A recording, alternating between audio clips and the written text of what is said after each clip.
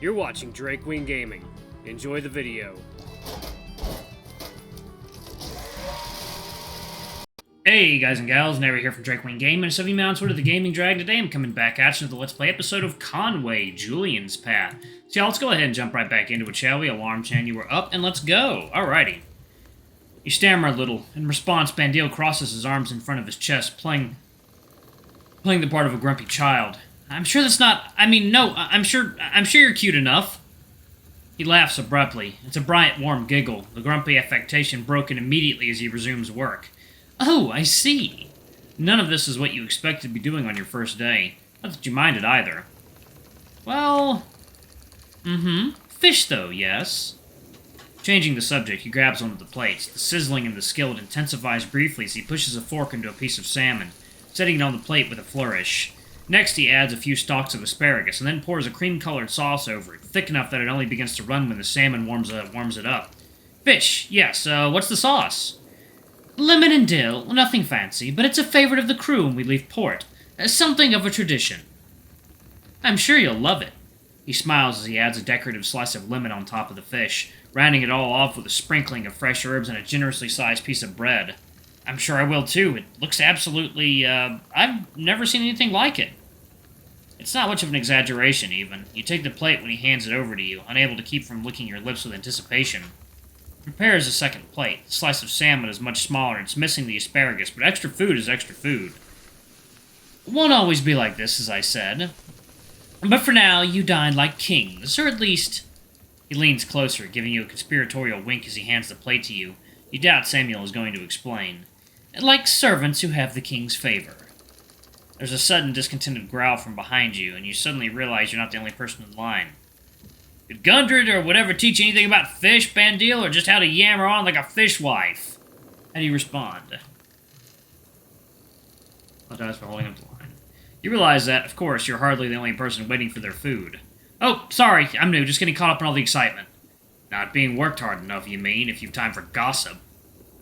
Your food will be just as carefully prepared and just as fresh. He does seem to be chiding the sailor for his brusqueness, even as he reassures him. And I should get to preparing it before a brawl breaks out, I suppose. It was very nice meeting you, James. Right, of course, don't let me keep you. It was nice meeting you, too. With 2 plates, you have to be careful not to spill sauce everywhere as the ship rocks beneath you, but you nod your thanks to the hair as best you can. And give Samuel my regards. As you head off, he turns his attention to the curt man behind you. Despite it all, you can tell his upbeat demeanor isn't simply reserved for newcomers. It seems to have won the hungry sailor over, too.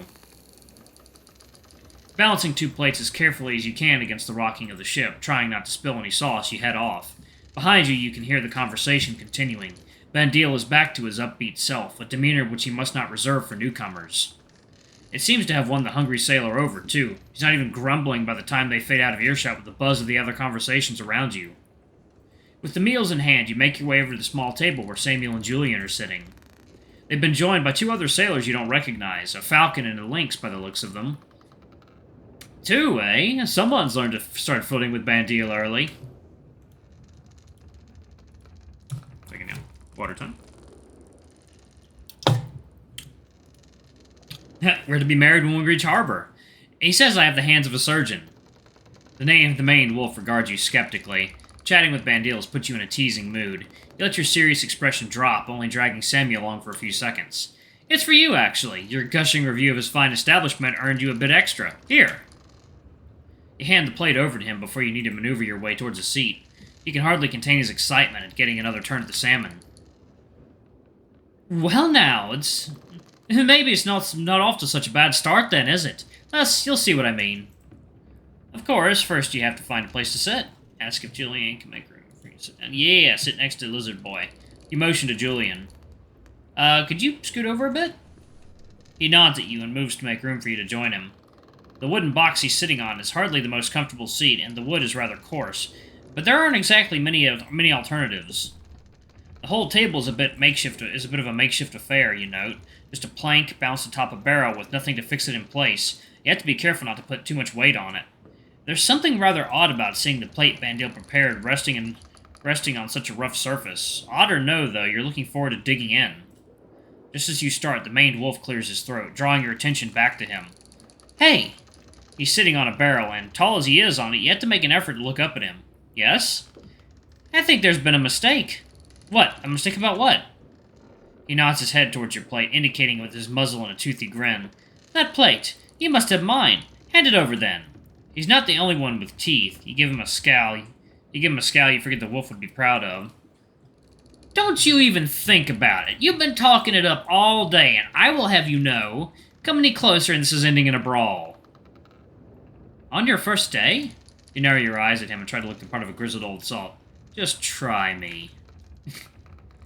A laugh goes through the group at your hard-fought defense of the salmon. Samuel grins and relents. Well, it's worth a shot. That's the other new boy. That's the other new boy, Sam. That he is. Clambered aboard from the port this morning. He's oh, bloody hell. He's... James.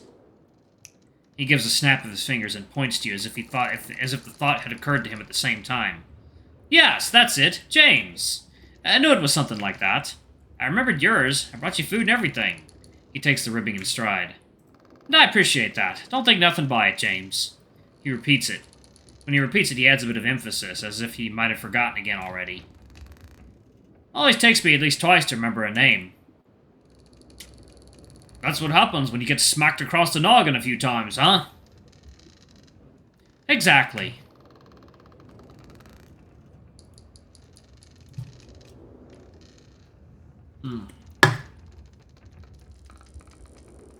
He gestures at the new speaker, who's been observing the conversation with his hands clasped behind his head. Pretty boy over there is Torres, see? I remembered that one straight away, didn't I? Julian leans back to open the view on him. The Falcon is leaning against one of the ship's timbers. He looks quite relaxed, despite the vessel's constant shifting and rolling. So you did. Then next, the main wolf points to the lynx who'd first inquired about you. And that's Konrad. Got that too, thank you very much. Having been introduced, the lynx leans over to face Samuel, apparently not inclined to give him any credit for that achievement. Not pretty, though, eh? I thought we were friends, Sam. He smirks, the flickering candlelight giving his eyes a particularly keen glint. I haven't seen you in women's clothing yet, have I? Maybe my opinion will change, then. That's a compliment you have to work for. I'll pass on it, then. The maned wolf shrugs, and there are a few good-natured chuckles from around the table again. He rolls his eyes and stands up, leaning over the table to offer you a firm handshake. Your hands meet with an audible clap, and he makes no effort to hide his strength when he grips you. Welcome aboard, lad. His grip is just a little too firm. You're grateful when he releases you a second or two later, and even more grateful that you managed to avoid wincing. The Falcon next to Julian leans forward for a moment, so that you can see him more clearly, and welcomes you as well with a nod of his head. So, anyway, you realize that you must have interrupted some conversation. You perk one ear to listen to it as you regard your salmon, preparing to dig in. Hold on, I want to watch this. Samuel is focused on his own plate. The others, though, are all focused on you. You glance around at them. What? How are you planning on eating that? You were so caught up talking to Bandil that you never bothered to think about that. Looking around, you see that the others all have utensils already. Oh, was that something you were supposed to ask Bandil for? The maned wolf looks up from his food and grins at you. Hey, that's a good question. That is a good question. And those were those who got their forks from. A little awkwardly, you push the plate away so that it's clear you would never do such a gauche thing as to eat salmon with your fingers. That is a good question. I didn't see any forks or knives when Bandil was handing out the food. Did you bring your own? Torres, that's right. Did you bring your own? It's not like they gave us an orientation. I didn't think to ask. I guess it isn't the kind of thing you'd think to ask about, really, is it? Here, you can use mine. Yours? His plate is already clean, so is the fork he was using, you notice. Still, he produces a rag from his pocket, wiping it down carefully before handing it to you. So you know.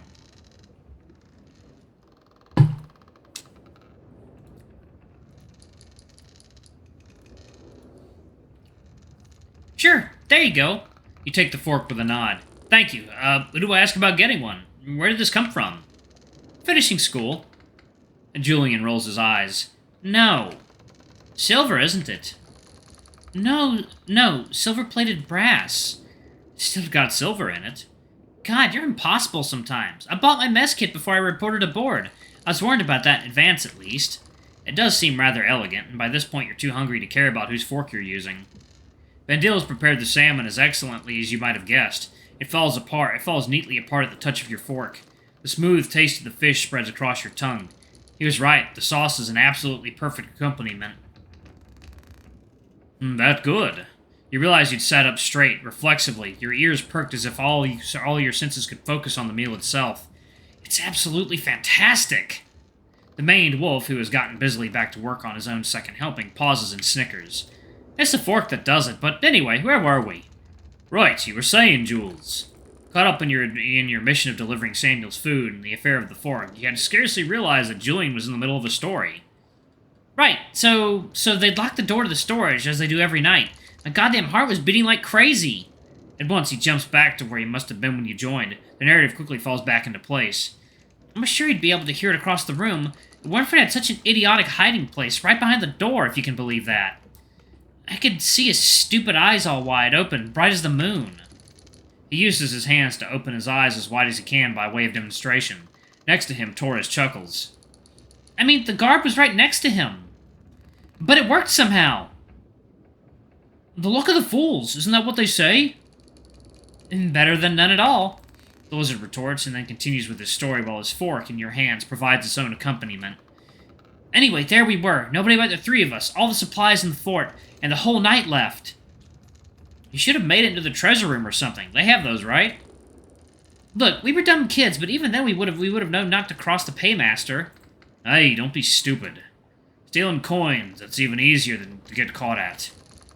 Yeah, easier to get hanged for, too. And I mean, I couldn't exactly go back to my dad and say I found a year's wages under the bed.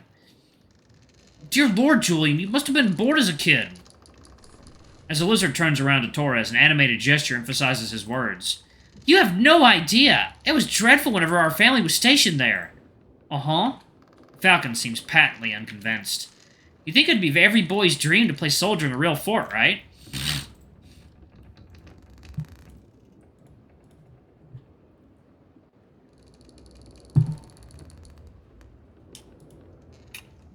He shakes his head dramatically. Worst fucking place for it. Everyone's got their knickers in a knot. Discipline here, order there. Oh, I bet. I swear you'd think us children were supposed to be drilling, too, just like our brave spit and polished fathers. Speaking of which, did yours ever find out? While you wait for Julian's answer, you turn to the asparagus, slicing the long piece in half with your fork. You drop half into your mouth. It's not as striking as the salmon, perhaps, but the fact remains that Bandil does marvelous work. I'll get to that. Can't wait till you get to the part where you would get your ass kicked for it, Jules. Something in the lynx's blunt tone has you chuckling before you can help yourself. Hey, I gave you my fork. You're supposed to be on my side. Despite his protest, he's grinning. After a moment, in a rueful shake of his head, he bursts out laughing, too. Everybody on the ship has it out for me, I swear to God. It hasn't even been 1 day. He punched me already. Wolf wants to throw me overboard. Now you two as well? Huh. 3. Perhaps it's the scales. They're very smackable. Alright, I'm going to go ahead and pause it right there. Thank you all so much for watching. Don't forget to like, comment, subscribe, ring that notification bell, and check out our Patreon if you can. It always helps. Before I go, I'm going to give a quick shout-out to our lovely bronze tier patrons. Thank you all for all you do for the channel. We greatly appreciate your support. Thank you to our silver tier patron, Cade Silver. Thank you going above and beyond. It's greatly appreciated. Thanks to our 2 gold tier patrons, Zeke and Toby. Y'all are awesome. We love you. Thank you for subbing to Ultimate Tier. Anyway, if y'all want to get your names in the credits, get access to all of our not safe for work content as little as $5. Alrighty, I love you all, and I shall see y'all in the next video. Bye-bye!